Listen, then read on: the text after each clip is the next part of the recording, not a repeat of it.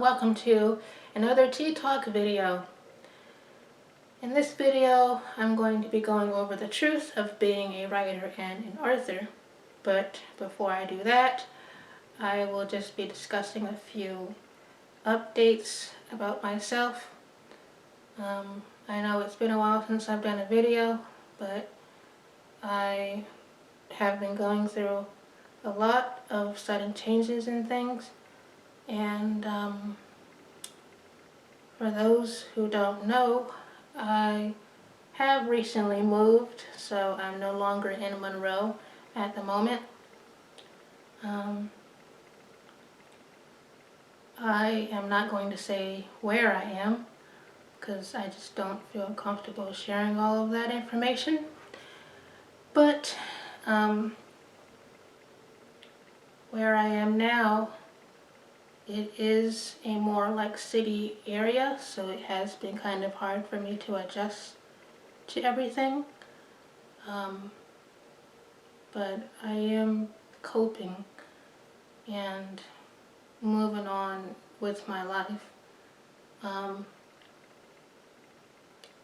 But last year it kind of ended with a heavy blow, and the start of 2023 has also kind of been pretty rocky since being in a location that I never lived in before, and that, based on what I've seen, is more secure. I don't know, I guess it's because of the crime rates. I do hear a lot more sirens going off where I am compared to Monroe, and it kind of has been a bit overwhelming. I've been just trying to adjust to all of that.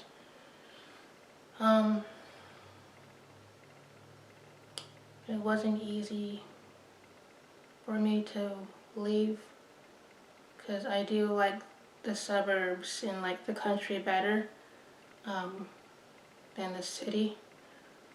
And it was a pretty rough, rocky start for me since moving. I'm trying to just move forward and, you know, continue to work to my endeavors and things despite my change of location. I've gone through a lot mentally and emotionally, and that's why I've just been more of a private person and haven't really been doing a whole lot of videos and stuff because, you know, sometimes you just need to be that way and not share a whole lot about yourself because some people can prey upon that and take advantage of you for it. So that's why I've been more cautious and plan to continue to be more cautious about what I share and how much of what I share about myself and things that I'm doing and stuff. So, yeah, others might not understand why you make certain decisions, but that's probably because they never had certain experiences in their life. So they might think you're doing it for other reasons when really you're just trying to look out for yourself. And, you know, just take some precautions. You know, because there's a lot that goes on, you know, on social media and things of that nature. So I've just been, you know, kind of using it a little less,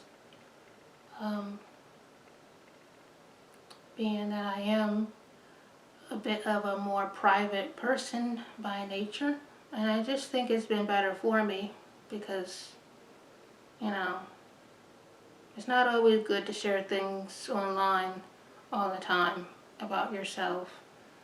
because there are some people who try to take advantage of you, and just prey upon your empathy or your kindness or something. So that is why I have decided to just, use it a little less and keep things to myself a bit more. Going back on topic of the point of this whole video, I'm going to be talking about the truth of being a writer and author. Some of the things I'm going to discuss may sound contradictory, but I just like to look at all the sides to different things. One of the things I'm going to talk about is how all writers are different, and another thing is how all writers are also in the same boat. There's a lot of different things that is said, writing reference books, how-tos, articles, blogs, authors' channels. There's a whole lot of people saying a whole lot of stuff, about writing and what you should and shouldn't do. And sometimes, especially for beginner writers, it can be overwhelming because of them not knowing what to do and everybody telling them stuff all at once. And, I think an important thing for them to keep in mind is to make sure that they make their own decisions and not be so reliant on others all the time. So, yeah. Because all writers are different. We have different personalities. We write different genres. We have different writing styles. Some of us are discovery writers. Some of us are planners. Some of us are plantsters. Some of us have stronger points at writing than others. Some of us write different genres. There is fiction writers and then there's non-fiction writers. Non-fiction writers write primarily to pretty much show readers or explain to readers how to do certain things or go about different interests using their personal experience and credentials and things of that nature of how to go about doing different things, whether it is healthy living or real estate. That is primarily pretty much what non-fiction writers do. Fiction writers, on the other hand, we pretty much do the same thing, but just in a different way. We write stories to get people to see things in a different perspective, or to inspire them about a particular lesson. In a way, it may kind of be like how Jesus told parables to teach spiritual lessons about things using earthly examples and things like that. At least that's how it is for me as a Christian fiction author.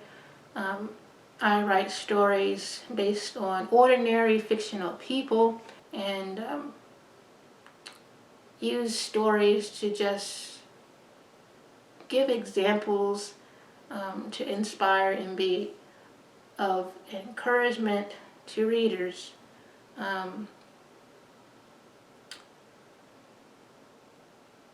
But as I said before, all writers are different, and we have different ways of going about doing things.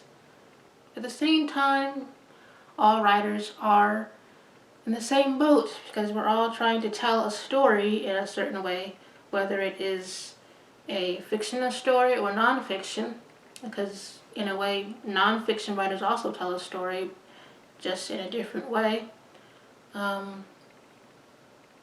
But that's pretty much what we're trying to do. We're trying to tell a story to impact the world in some kind of way. Because really, literature, American literature, that is exactly what it has done over time. the different time periods of American literature, realism, regionalism, modernism, all those different periods of American literature had a profound effect upon society, and it allowed others to,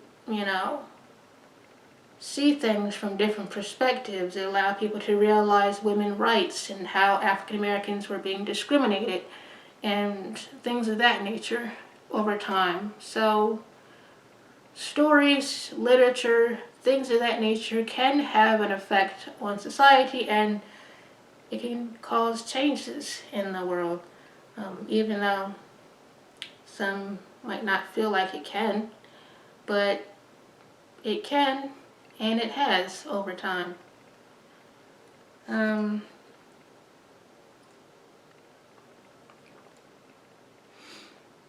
But that is how writers are pretty much the same and different at the same time. It really does take courage for someone to put their words out there to be loved, judged, or criticized. I don't think people realize how much courage it really takes for us writers and authors to really do this, because it is a fact that writers, we do get judged based on what we write, and we cannot control how other people interpret our words, and it can be a scary thing, how people interpret your stories or your articles that you write or your blogs. Whatever it is that you're writing, when you put words out there, you're going to be judged for them. It's just an undeniable fact, unfortunately. Even if it's just something that you just wrote just to write and something that doesn't necessarily have to do with you, it just happens anyway, regardless. At the same time, when you do put your words out there, build up the courage to do that, it can be inspiring, and it can create change in some people's lives in a positive way.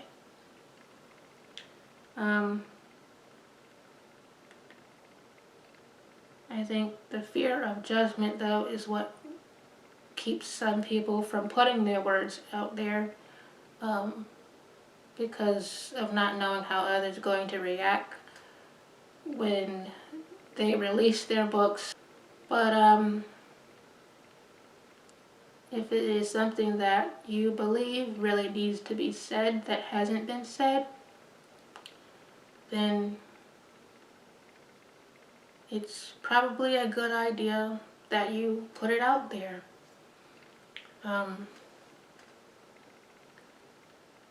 That's kind of how I felt about my debut novel. Even though while writing it, Eva's Promise, this story was not an easy book for me to write. It was a bit uncomfortable. But the themes of the story, the primary themes of the story, I felt was something that needed to be said, especially when it came to Christian fiction. So that is why I just went on ahead and released the book. The book was not primarily about being in a romantic relationship. It really was to represent the marital principles or laws that were established by God from the beginning, and the concept of just sticking by someone's side through hard times, whether spouse-wise or just a friend. But that was pretty much the primary purpose of why I wrote Eva's Promise. But anyways, like I said, you can't really control how other people interpret what you write or your novels. They might have certain assumptions about you based on what you wrote in the novel, or have certain perceptions or expectations or something. They may, expect you to be like a particular character in the novel or something. But yeah, it's just, a lot of the stories that I write is just to be a positive influence and to shed light on like particular life situations and scenarios, and to inspire people to have more faith, within different adversities of life. So that is pretty much why I wrote Eva's Promise. Like I said, there's a lot of different things out there for writers, and when everybody's trying to tell you different things all at once, sometimes it can be overwhelming. But it is a good thing to keep in mind to be able to make your own decisions, and not always be reliant on others all the time.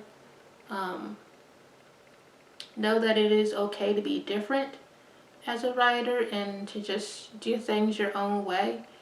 You don't have to follow behind every little thing that another writer does, because what may work for one may not work for you. So you really can't go based upon somebody else's success. There are just some things that I think writers and beginner writers should keep in mind. In particular, I'm just the type of writer that just likes to do things in her own way. I don't like to copy others. I like to just do my own original things. That's just how I am. Maybe here and there I might take another writer's advice here and there, but I don't do that as often as I used to when I first started out writing. I'm more of an independent writer now compared to when I first started. So I can see how I have changed over time. Not saying it's a bad thing, but just be able to balance it out. Don't be so dependent on other writers' opinions about things. Know how to make your own decisions too as a writer. What works for you when it comes to plotting. What techniques to take for your marketing. Things like that. What platforms to use for your marketing. If you're one that wants to be a published author. Because as we know, once you do become published, then you automatically have a business when you have a published book. So it is your responsibility to market it and all of that. Especially if you are self-published. Things are a bit different for traditionally published authors compared to self-published authors. Traditionally published authors are those that have a literary agent that pretty much handles and monitors all the other things for authors, as far as their marketing and things of that nature. It can be convenient, but there are some limitations when it comes to traditional publishing. You don't have much control. That is why I am self-published, because I am an independent creative and I just like to do things in my own way. That's not to say that I do pretty much everything myself, but I do like to have more control. When you're self-published, you'll likely be recruiting and hiring people to do different tasks for you, such as your cover design, editing, formatting, if you are one that don't want to do that yourself. But yeah, you have a lot more control when you're self-published than when you are traditionally published. And it can be quite hard to get a literary agent as well, because you have to go through a query process that I've heard many discuss about. And it can be pretty tedious if you're constantly rejected over and over and over again, which is why the creation and invention of self-publishing came to existence, to make it easier for authors to be able to release their books and to not have their potential hindered because of being rejected by literary agents. But that is pretty much some of the differences between traditionally published and self-published authors. It's very easy to compare yourself to other best-selling authors. I have been in that point in the past a couple of times myself, but I've learned not to do that, anymore. I know I have potential and that I have a gift of writing and I have something special that differs from other people. So I don't really worry about comparisons, like I used to anymore. But that can be something that falls heavily on beginner writers. I know because I've been there, but it's a good thing for beginner writers not to do that. It is so easy to do that, though. When you see a best-selling author with a new release and how they talk about the author's book. But the truth of the matter is that there are some exaggerations within the marketing for traditionally published authors. Like, for example, when they release and have a new release and they have a book trailer or something, they might say something like the novel that everyone is talking about, or they might say something like America's favorite author and things like that. All those things are not necessarily true. There are exaggerations to help with the author's marketing, to help keep their reputation. They're not necessarily true. So if you are a beginner writer, or even if you're one that has been writing for some time, don't pay so much attention to those types of things, because all it's going to do is make you feel like you're beneath them, and it really doesn't make sense, to even feel that way. Because the truth is that even those who are best-selling authors, some of them also have some insecurities. They might not come out and tell you. All of them might not come and tell you that, but the truth of the matter is they do. And just like those that are just starting out, they have some insecurities,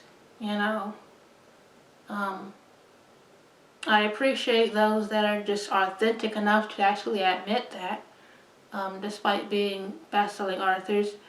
But yeah, it is true. Even those who are best-selling authors can still have some intimidations, like being intimidated by other authors that are in the same genre as them or something. And it also comes with a lot of pressure, when you're a best-selling author, because you have this reputation, that people constantly expect you to have with every new release that you come out with.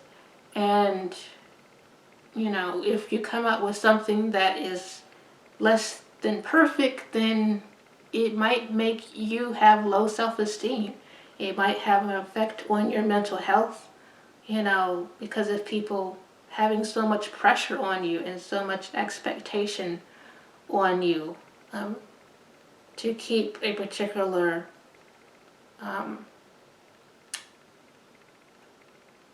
I guess a particular persona. That is why I have kind of a skeptical view of ever becoming a best-selling author, because it can come with some pressure, being a best-selling author. But when you're just an author who's just releasing books and, your books hasn't reached #1, but you're still, consistently releasing books, maybe get some reviews and whatnot, but you're just not one that's in the spotlight, you don't really have to worry about all that pressure of quote-unquote being the best. So there is a downside to being a best-selling author. It's not really one of my primary goals to become one. What I would like to do with my books is to actually have a positive influence on other people with my books, and to know it based on the reviews that I get, because that's pretty much the only way I'm going to know it, unless someone, tells me at like a book signing event or something. But yeah, I just want to create a positive influence, from my novels.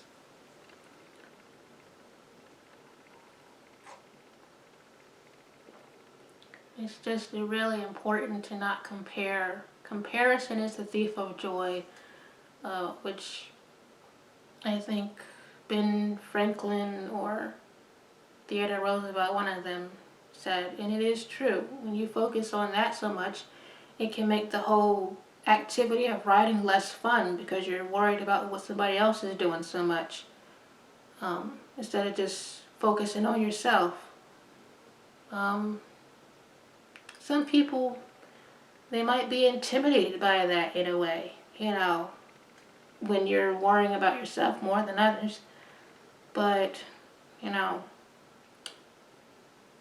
not responsible for somebody else's feelings. It's okay if you're not a part of the crowd and you go the road less traveled. In a way, it's a good thing, because you're not so focused on comparison and competition and, keeping up with everybody else. You're moving at your own pace, If some authors are able to release 2, 3, 4 books a year, well, that's them, But how fast they release the book does not necessarily mean that your book is of less quality. So, matter of fact, when you put more time into a book, it can actually improve the quality of it. So, it's not always good to move fast all the time. We're doing things. I would like to at least reach a point where I can release at least 2 books a year, but I'm not pressuring myself to release more than 2. That's for sure. But at the moment, for the most part, I have just been releasing 1 a year.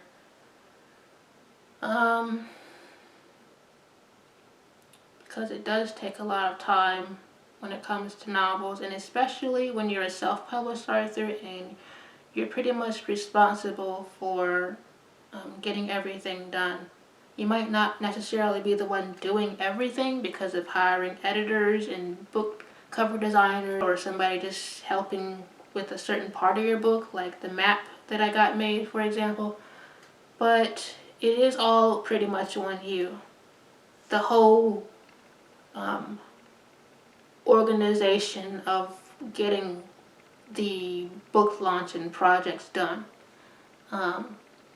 You are the constructor, pretty much. Everybody else is just, pretty much following your lead. But yeah, it's good to not compare yourself to other authors. That is the problem with a whole lot of people when it comes to social media. Not just writers and authors, but in general. When it comes to social media, people are constantly comparing themselves.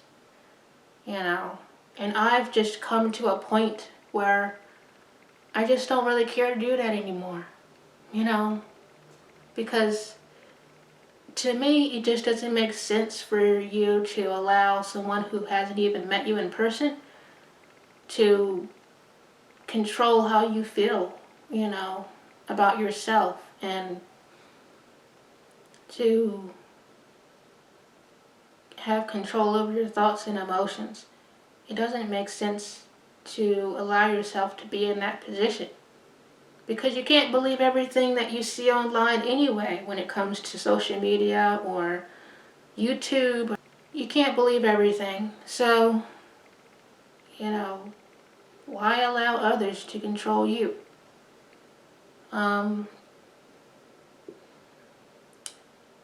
So that's why I just really don't even care anymore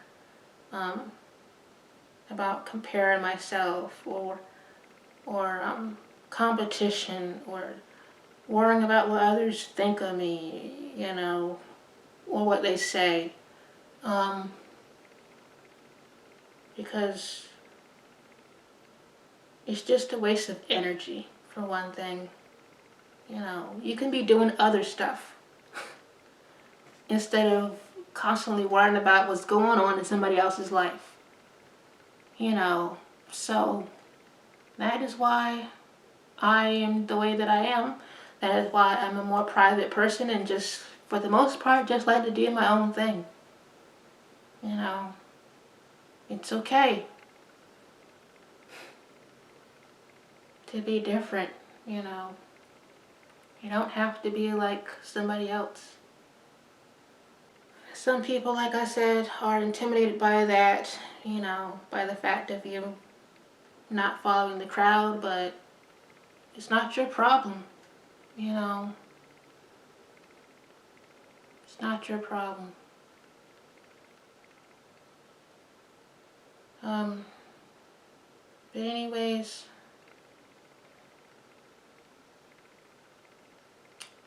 it's good to just not compare. Beginner writers, just focus on becoming a better writer each day, and when the year goes by, try to be a better writer than you was last year. Try to be better than you were before, rather than trying to be better than someone else. That's what I think writers and authors should really do. It can help keep you in a more positive perspective. It can help keep your mental health healthy. And, for you to feel more better about your craft, because no one else is going to write the stories that you write,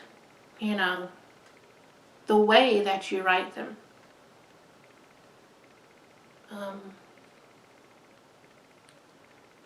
I had one quote about writers being like fingerprints. I don't remember how it all went, but everybody does have their own unique identity as a writer. Even though some stories may have seemed like recycled, being about similar things or whatever, writers, they still can tell it in their own particular way. It may not be in the same way as another writer writes the story. So, yeah. And we all have our own strengths and weaknesses. Some are better at writing dialogue than others. Some are better at writing descriptions. Some has a higher level of vocabulary than others. But yeah, we all, going back to the first couple topics again, all writers are different. But that's also what makes us unique. So don't feel like you have to be like somebody else. Though it is okay to take advice from other writers, whether it's through blogs or other author channels and things, you know, don't feel like you can't make up your own decisions, you know. I might do different videos about different writing things personally, me personally, but I don't pressure anybody to take, you know, what I say. I mean, it's just something I put out there that could be helpful to somebody, but it's not going to like have such an effect on me as my worth or whatever, my self-worth. I'm not going to allow my self-worth to be any less if somebody doesn't take my advice. So that's just how it is with me anyways. You know, because that's just not why I do different things.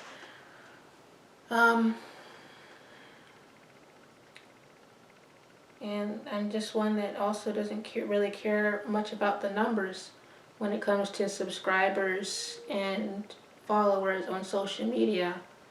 I'd be thankful to have 50 supportive people who care about what I do, who, you know, are supportive, who leave my books reviews, you know, and have an interest in my stories and things. I'd be thankful for that 50 number of people than just 10,000 of people who are just there and don't care about what I do, don't care about my writing journey. I'd be more thankful to that 50 than that 10,000. That's just how it is with me. And anyways, being the type of person that I am, a more private person, I'm not even confident that I'd feel comfortable, you know, with a certain number of people subscribed to my channel and watching my videos. So, yeah, I hope to at least someday be able to reach 1,000 so that I can use certain features that you're allowed to use when you reach that point, so I can actually put links at the bottom of my video. But I personally don't really care to reach over that of a number of subscribers. I just care about authentic connections, you know, not just somebody who follows or subscribes to my channel just to find out information about me, but I just care about authentic connections, people who does care about what I do and are supportive. That's pretty much all I have for this video. I know some things was probably hard to hear, but I was just expressing myself. Those are just some of my views on different things. In the next Tea Talk, I will be talking about the power of organization for writers and how it can help them to be productive and be more successful, or help to lead to more success, the better organized that they are, because it is important to be that way, especially if you're a self-published author and you have all of these different responsibilities to keep up with. So, yeah, I do believe that being organized really helps a lot, rather than doing things spontaneously, which is what the majority of society does. But I'm just a person that has to organize. That's just how I am. That's just how I am mentally, how my brain processes things. So, yeah. But it does help a lot when you're more organized and know where everything is, and know how to track your progress, which also can be done in different ways. There are different methods and things that authors do, but overall, when you are organized in general, it does really help.